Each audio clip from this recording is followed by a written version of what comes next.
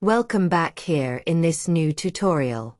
Today, we are going to learn how to automate the last 3-month average calculation in Microsoft Excel. Here in this example, I have the sales data of different electronic products for Jan to May.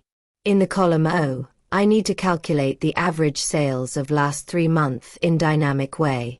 It means when I update the June month sales quantity, it should give the average for April, May and June. When July sales is updated, the average should be calculated from May, June and July. Currently, this average is for March, April and May. Let me add here the sales of June month. Let's put 40 unit. Now here, average is auto-updated. This is the average of April, May and June. Now let's learn how to calculate dynamic average. First of all, let me delete this. Now press equals. Type average, open a bracket. Now combine the offset function. Open a bracket. In this reference of offset, click on the first item name. Then give a comma. In the rows parameter, type 0. Give a comma. In the cols parameter, combine the COUNTA function. Then open a bracket.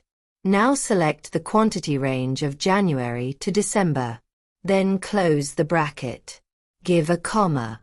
In the height parameter, type 1. Give a comma. In the width parameter, type -3. This -3 is because we need last 3-month average here. If last 4-month average was required, then it would be -4. Now close 2 brackets. Then press enter. Now the dynamic average is calculated. Drag the formula for other items.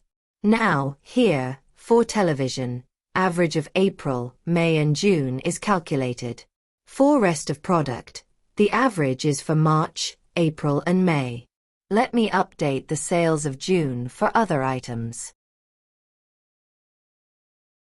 Now, the average should be updated. Let's cross-check 1.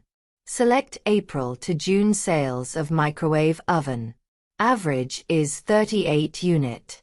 The formula has also calculated the same. This is all about calculating the average of last 3 months dynamically in Excel. Thank you for watching. Consider subscribing this channel if you have not. See you in next video tutorial.